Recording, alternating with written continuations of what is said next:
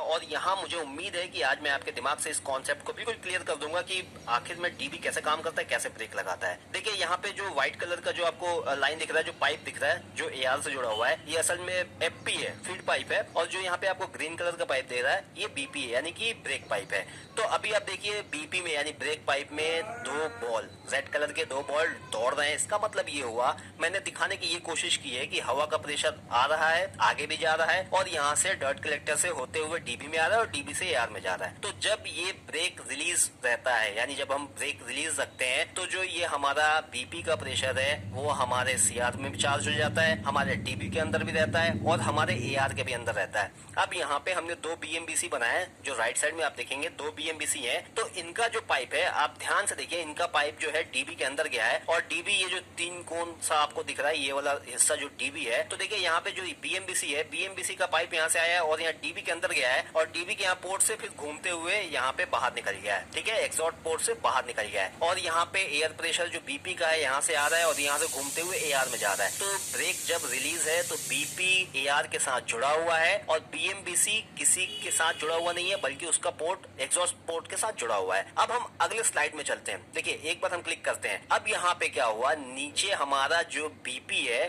Break pipe है, वो pressure low हुआ। हमारे ड्राइवर ने प्रेशर को लो किया और डीबी का प्रेशर कम हो गया, ग्रीन से अब ये येलो हो गया डीबी का प्रेशर। ठीक है, अब क्या हुआ, अब देखिए एआर का पाइप जो है बीएमबीसी के पाइप के साथ जुड़ गया है, यानी कि अभी आप ग्रीन बॉल को जो दौड़ते हुए देख रहे हैं, ये एआर का प्रेशर है जो एआर से निकल रहा है और बीएमबीसी के अंदर जा रहा है। बहुत सिंपल सा कॉन्सेप्ट है। एआर में प्रेशर रिजर्व रहता है, जैसे ही डीबी के प्रेशर को डाउन करता है, यानी कि बीपी के प्रेशर को जैसे ही ड्राइवर कम करता है, तो यहाँ पे डीबी का भी प्रेशर कम होता है और जैसे ही डीबी का प्रेशर कम होता है, डीबी सेंस कर लेता है इस चीज को कि प्रेशर कम हुआ है और यहाँ पे वो क्या करता है, एआर को बीएमबीसी के साथ जोड़ देता है। एआर का प्रेशर निकलता है, बीएमबीसी में चला जाता है और ब्रेक लग जाता है। अब देखिए ये वीडियो से ही फिर नीचे प्रेशर बढ़ाया जाता है, तो क्या होता है, देखिए बीएमबीसी का प्रेशर निकल के बाहर आ रहा है। अब देखिए बीएमबीसी जो हमारे हैं, वहां से ग्रीन कलर के दो बॉल निकल रहे हैं जो कि एयर प्रेशर को दर्शा रहे हैं और वो यहाँ बाहर